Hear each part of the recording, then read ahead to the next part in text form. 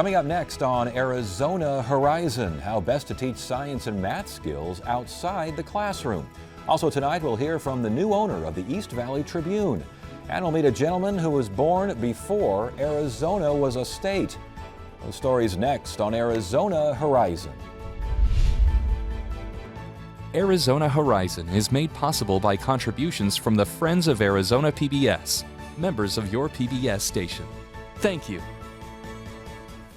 Good evening and welcome to Arizona Horizon. I'm Ted Simons. Democratic presidential candidate Hillary Clinton is in the Valley, campaigning ahead of tomorrow's Arizona presidential preference election.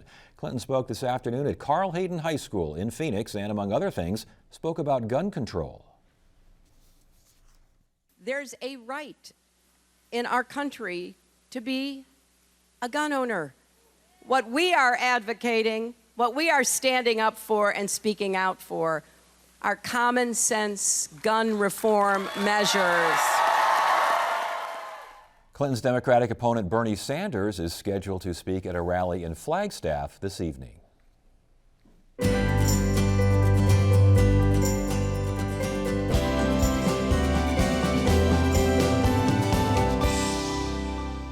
Tonight's edition of Arizona Education looks at planting the seeds of STEM. Producer Shauna Fisher and photographer Langston Fields visit a school and garden in downtown Phoenix that's reaping big rewards for students. You can hardly blame the first graders at Cesar Chavez Leadership Academy for getting excited about lettuce. For months, they've been tending to a garden they planted on campus. Oh, it's been wonderful for us in the classroom. It's so much better than reading about plants and science in a book to come outside and actually see it happen. Martha Pickett is their teacher. She says the learning experience is especially meaningful for her students for a couple of reasons. The school is named for United Farm Workers Union founder Cesar Chavez, and many of the kids live in neighborhoods known as food deserts, so they don't always have access to fruits and vegetables. I'm excited about planting them because I wanted to see what color they are and how they smell. Kenny Washington and his classmates are hard at work to keep their garden thriving. The garden project is STEM-based. There's the science portion, learning how and why living things grow, and the students use math when deciding how much to water the seedlings. But it's also a way to encourage the kids to investigate and explore. My experience is that kids are more likely to try foods that they've had a part in the process of growing. They get real fascinated. It's magic for them to put the seed in and bury it in the dirt and then see something come up. Monica Woolsey owns Hip Veggies, an advocacy group that promotes awareness about local farms and hunger relief. She created the gardening program for the academy and comes by often to help the students. Local farms like Crooked Sky and Sing Farms have donated seeds and soil. We planted some radishes for the garden because we use radishes for the salads. In addition to radishes, the garden is filled with Itoy onions, an heirloom onion from Arizona, and greens. Woolsey says for the most part the students have been successful, but even the failures have lessons. We had an episode where the radishes weren't watered adequately enough, and we had to learn that you have to take care of your plants, and so that really has triggered their interest in watering a little better. I think it will give them a really good solid grounding on what it means to be a scientist. So asking questions and finding those answers, making mistakes and learning from those mistakes. We even had an interesting conversation about just what it means to be a living thing. Ms. Pickett says she's impressed with her students and how they've stepped up to their new responsibilities. It has been terrific for them, and we're so pleased because it lasts all year. That this is, we'll be able to come back to it over and over again, growing different plants, having different kinds of experiences. The kids are reportedly engaged to the point of wanting to work in the garden even during recess. Here now to talk about using STEM in and out of the classroom is Lacey Weiser, Director of K-12 Science and STEM for the Arizona Department of Education, Amanda Hewins, President of the Arizona Science Teachers Association, and Geneva Baker, the association's President-elect. Good to have you all here. Thanks for joining us. Thank you. When we talk about using STEM skills outside the classroom, teaching science and technology doesn't mean equations on the blackboard, does it? I mean, No, students are naturally curious, and so they want to understand how the world works. And so finding everyday common occurrences for students to ask questions and come up with ways of how to answer those questions and find those answers is really what's developing when we're talking about STEM. How do you build that scientific knowledge? How do you do engineering design? How do you tap into the technology that's available so students can answer real life questions? So how best do you do that outside of the classroom? I think a lot of times is just finding children's natural curiosities, figuring out what it is that they want to know, and then indulging them and letting them explore that and find out more information to build that foundational knowledge and figure out how things work. Are there more skills, STEM skills, that are better, translate better in the field than others? I don't think so. I think most of our kids, I know in my classroom, they are really good at making connections and solving problems. And so STEM for us has become a problem-solving kind of a paradigm. It sounds like it might be a little more spontaneous in the field than in the classroom? It can be both. It can be, oh, I have this problem, how as a group are we going to fix it? We have a concrete sidewalk that won't drain, how do we fix that? Yeah. Versus, but we also have planned out STEM program things as well. So, so more spontaneous perhaps, and more student-centered, kind of student-oriented out in the field? In the field, it's probably definitely more student-centered, but in the classroom, there should be a lot of student-centered as well. So students' questions should help guide some of those discussions. Clearly, a teacher would want to have a goal of what the students are learning, but a lot of the education should be driven by students' questions and how can we best solve this. We talk a lot on this program about STEM. We just saw a big legislative fight regarding JTEDs and these sorts of career and technical education schools and such. For non-science opportunities, though, I mean, STEM skills are still valuable, are they not? I think STEM's kind of that pendulum swinging back from the things that we learned as kids anyways. We now have maker spaces where it used to be home ec classes. So we still have the woodworking, the baking, the gardening, those STEM skills. And sometimes it's just putting those newer technologies that we have, the computers and the 3D printers, to be able to accomplish those same goals. So a lot of it hasn't changed that much, but it's getting that problem focused is a big piece of it. Is it tougher adapting to some of this new technology? I mean, it's coming fast and furious. I don't think so. I think the kids really, their world is technology, so they are much more adaptable to the technology, I think, than the teachers are. And a lot of times they will actually lead the learning where it goes, and where again, it's going to go. It seems as though, pardon me for interrupting there, but there seems like there's more non-STEM fields out there that need STEM skills. True? There are. At the school I teach at, we actually have what's called STEM Career Friday, where we bring in people, whether it's a mechanic or an engineer or a landscape architect, and actually have them talk to the kids about how they use science, technology, engineering, and math in their actual careers. So are we going to reach a point where we don't even talk about STEM anymore? It's just basically education? I'm not sure. I know STEM helps place a focus on the need for solid science education, math education, technology, and even engineering education.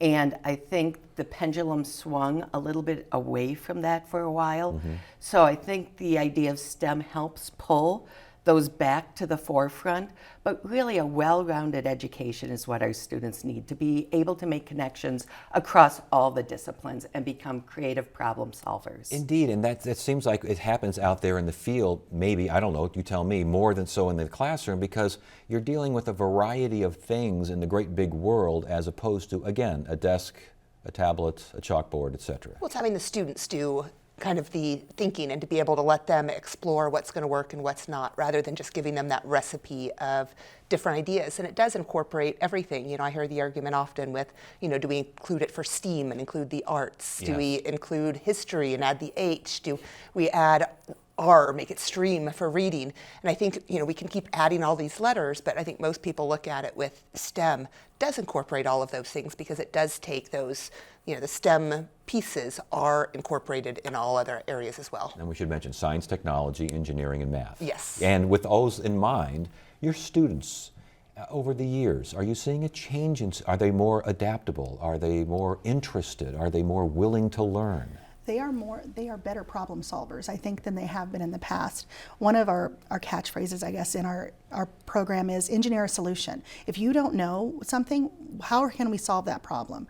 Rather than me giving them the answers, the kids have to come up with their own answer. They have to solve it.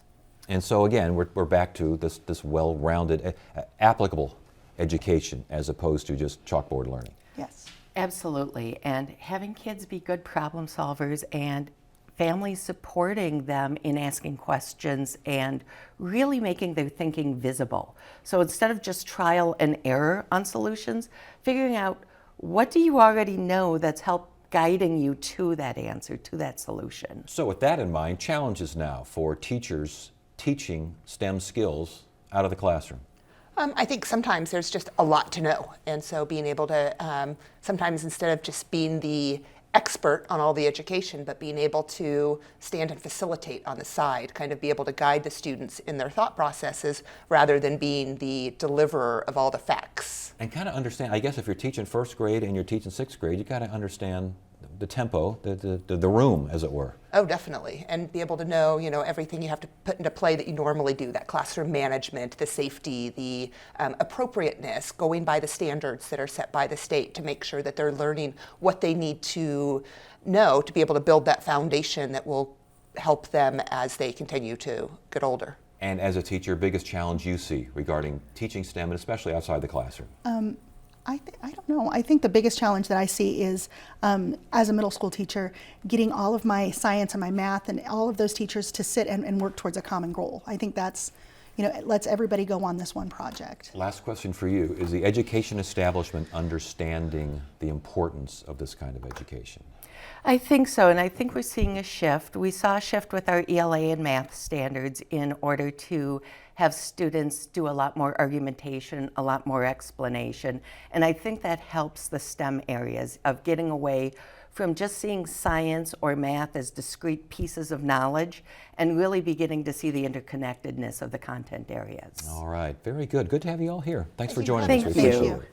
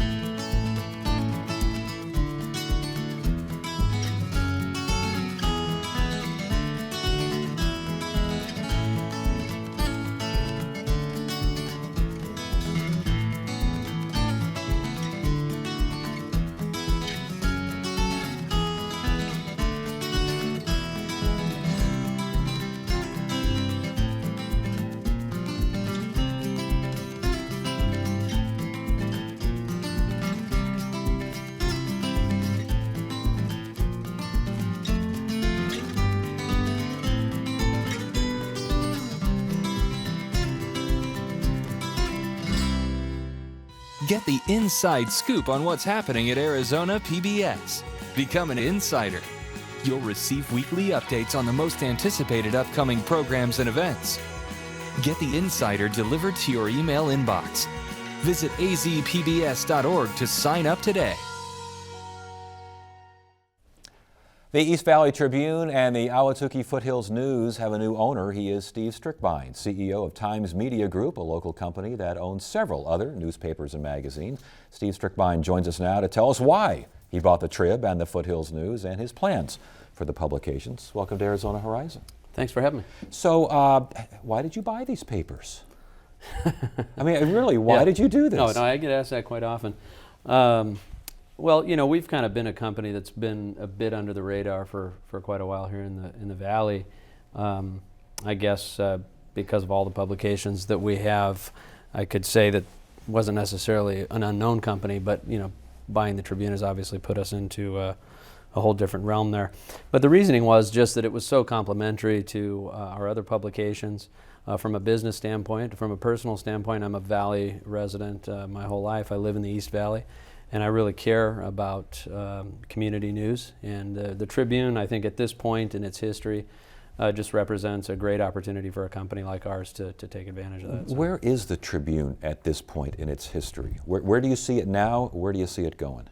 Well, you know, we're going to be making changes, and obviously that's a process. That's not an event. But we have made some already, one significant one being that it's now a Sunday paper. So we've taken it back to, it's a once a week Sunday edition.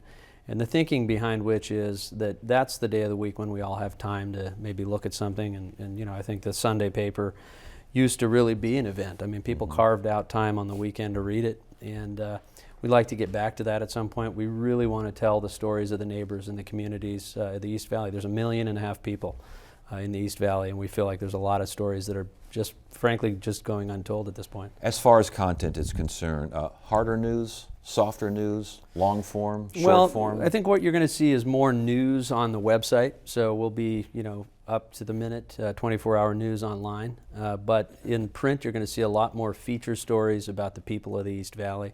You're going to see things that, and I really would just encourage anyone who hasn't picked it up in a while to do so. We've already made some significant changes. But they're going to become stories, hopefully, that people look forward to, you know, that they're really not sure what to expect, but that it's something that will be informative and bring value to them. But I think some people hear feature stories and they think nice stories. We're going to run about a 105-year-old guy here in a couple of minutes, and that's a nice story. But it's not necessarily holding anyone accountable or being the beacon for the community, that sort of thing. Are you going to veer more toward that or away from that? Well, I think it's going to be a balance, and I think that any good business or any good media company now is trying very, very hard to find that balance.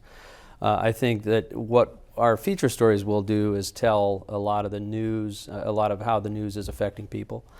So rather than necessarily report the news where you might read about that on the East Valley Tribune website or one of our other websites, you might read about an individual in the community and how that news is affecting them.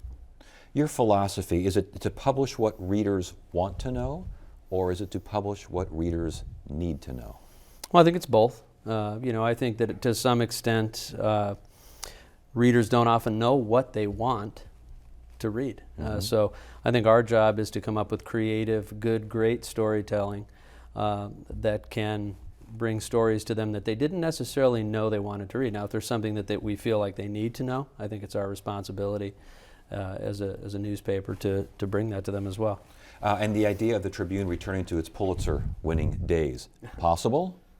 Sure. I mean, you know, I wouldn't want to say that, you know, it's never, anything is impossible. I would say, though, that, again, it's a process. I can tell you that when you take people who have been somewhat beat about the head by the business and you put them together with, you know, our company, I mean, I feel like the Trib's been through a lot, so a lot of the people there have. But they got into the business for the same reason then that they stay in the business now, and that's because they're attracted to that storytelling. So I think an inspired team can do a lot of things. I wouldn't want to say we're going to go out and win a Pulitzer, but I certainly would remind everyone that the Tribune did win that, and they did win it for community journalism, so I'm excited about that. So when critics say newspapers, they're a dying breed, it's the horse and buggy in the era of the car, and here you are buying a couple of newspapers. I'm sort of behind my time. Right? How do you respond to that? Well, you know, again, there's opportunity, I think, where there's crisis, I mean, from a financial and business standpoint, but I also think that somehow a lot of these newspapers have pared back the tree a little bit too far. I mean, you know, there just isn't the kind of investment. There just isn't the inspired group of people behind it who really believe in telling the stories of the community. And I think that when that comes together with a fairly good balance, as we're talking about here, a good business philosophy, I think that we have a lot of potential. And the potential, I would imagine, as well, to really get local, and I mean like block by block local. Opportunity there? Well, you know, again, you know, Times Media Group as a company, we own several publications under the Nearby News title. So we mail those to 100,000, nearly 100,000 homes a month right now. We reach the college market with the College Times. We reach the senior market with Love and Life After 50. So our footprint is pretty large in the Valley. So I do think, though, that we'll, yeah, absolutely. You know, I mean, as much as possible. And as far as you, newspaper ownership, what got you into all this? Just, you know, early on I was a CPA. I was looking for something else to do. I hated the work, and I decided if I was going to try something like this, it would need to be at that point. So I tried by just starting a small community paper in Scottsdale and did everything from the editing to the selling the ads to, and I really felt like it was a fun business. I was attracted to it, and I still am. You know, it's still a very fun business, and I still really enjoy the people, and I enjoy being able to make a difference in the communities. So it's still fun for you, even though, again, the industry is hurting a little bit. It here. hasn't always been fun, but yeah, it's fun. so Yeah, it's had its peaks and valleys for sure. So again, the Sunday paper only, as far as the paper is concerned, is the website updated what, every day? Yeah, oh yeah, daily throughout the day, and Okay. so we will continue to have that going on, and then Sunday hits 155,000 driveways in the East Valley. So I encourage, again, anyone who hasn't picked it up in a while to do so. All right, it's good to have you here. Thanks Thank for you. joining us. Good Thank luck you. to you. Thanks. We want to hear from you. Submit your questions, comments, and concerns via email at arizonahorizon@asu.edu. Finally tonight, we meet a Tempe man who's apparently been splashing around in the Fountain of Youth for years. John Andes was born a year before Arizona was a state, and he's lived to see quite a few things and learn quite a few lessons. Producer Shauna Fisher and photographer Langston Fields introduce us to this very special man. On most mornings, John Andes sets up shop at his computer and creates greeting cards to send to family and friends. Technology of this sort has been very useful to me, and it's helped keep my mind active. And when you're John's age, keeping your mind active is key. Well, I became 105 on January 11 this year. John will tell you he has lived quite a full life. He was born in 1911 in central Kansas and grew up on a wheat farm. My father was a progressive farmer. He was one of the first in the area to get a combine and a tractor. And I remember the first tractor he had was a three-wheeler. John helped his father a great deal on the farm, but education came first. He rode a horse and buggy to school. Once John graduated high school, he headed off to college. Well, when I entered college, I was very interested in science. So I thought I was going to major in chemistry. The chemistry professor was a unique individual. He had created artificial diamonds. So I thought this would be a great place for me to take chemistry. But in my second year, I discovered chemists were not in demand. You probably wouldn't be able to get a job. So then I said, well, I better become a teacher. Because of the Great Depression, John had to work at an A&P market while going to school. Shortly before he graduated, he got a job at a one-room schoolhouse. He was the only teacher for all the grades. My year's salary was $720. And in his mind, that wasn't enough money to marry his high school sweetheart, Elray. We met in high school. Her brother was 1 year younger than I, and he was in the same high school, and he invited me to their home one Sunday evening for dinner. And here I met his sister, who was still in elementary school. But she was a very attractive young lady, and her mother was a darn good cook, so I said, well, this lady needs to be looked after. About a year later, John signed on with a teaching agency. They found him a better-paying job in Wyoming, one that would allow him to marry Elray. They were married for 70 years until she passed in 2007. Her needlepoint work hangs on his walls as a reminder of his one and only true love. John and Elray had 2 children, 2 grandchildren, and 3 great-grandchildren. He stays in touch with them and credits technology for making that possible. The iPad has become a very part of my life every afternoon. My daughter plays Scrabble with me and Yahtzee. I have an email from her every morning, and every afternoon I play the games. That evening she plays the games. So the next day we start a new routine. John says he's fascinated by technology in general, and he has seen a lot. Well, one of the most far-reaching things that I've seen in my lifetime is improvements in technology from horse and buggy days to, I saw in the news this morning a picture of the Google driverless car. Now that's very outstanding to me. The landing on the moon was an event that stirred my curiosity. I think the next 5 or 10 years we'll see so many more things if I live that long. So how does one live to 105? Besides exercising, which he does every day, John credits his long life to a positive attitude, a relationship with God, and good friends. Bob Ellis is one of those friends. And he's a polite gentleman. I've never heard a nasty word come out of his mouth about anybody. Ellis, who is in his 80s himself, says he's learned a lot from his friend. I've learned patience. Now this sounds strange at my age to learn patience, but I've never been a very patient person.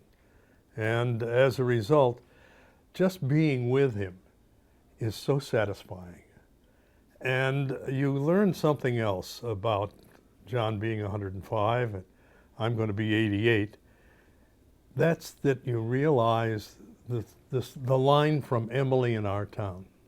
It goes so fast. And John agrees. Time has gone fast, but he has no plans to slow down. I'm looking forward to doing whatever the man upstairs has for me to do, and then closing my life properly. John has a very full schedule. He serves on the advisory board at his retirement community, Friendship Village, and when he's not busy with that, he loves watching college basketball. Tuesday on Arizona Horizon, could the U.S. House of Representatives choose the next president? We'll look into that, and we'll hear how Arizona's primary fits into the national political landscape. It's at 5:30 and 10 on the next Arizona Horizon. That is it for now. I'm Ted Simons. Thank you so much for joining us. You have a great evening.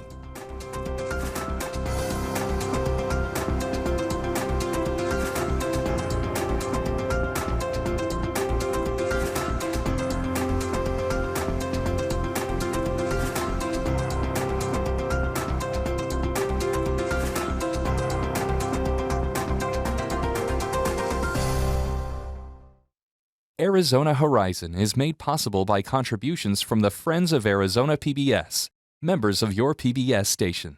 Thank you. Helios Education Foundation is proud to underwrite Arizona Education, a 12-month series highlighting the issues affecting college and career readiness of our students. Through a decade of strategic partnerships, Helios is working to change lives and strengthen communities through education.